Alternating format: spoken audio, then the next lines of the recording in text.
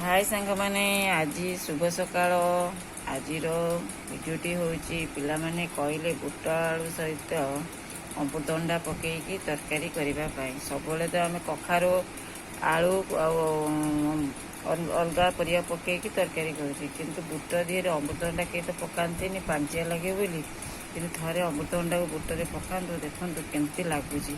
अमृतभंडा T पांचिया लगे आप भाजीदेवे अमृतभंडा को भाजीदे पानीटा टी पांचा जो लगे से लगे लुण पकई भाजीदेवे तादे बुट डाली पकईकि आलू दिए पकईकि तरकारी करेंगे मसला देदे पियाज रसुण अदा दे तरकारी करेंगे देखो केते टेस्ट ही लगे और अमृतभंडा खाइले भी डायबिटीज बढ़नी और रोग भी हेनी कि लोक डायबिटीज आलू आ कखारू पकई खाइले दुनिया प्रकार रोग हो तेणु मीठा भी लगे सहीटा कि अमृतभंडा पकातु देखो डायबिटीज भी नॉर्मल रहा देह भी भल तेणु अमृतभंडा बुट आलू तरकारी खाइले केमती लगे आप थे बनई घरे खातु देखो केमती लगुच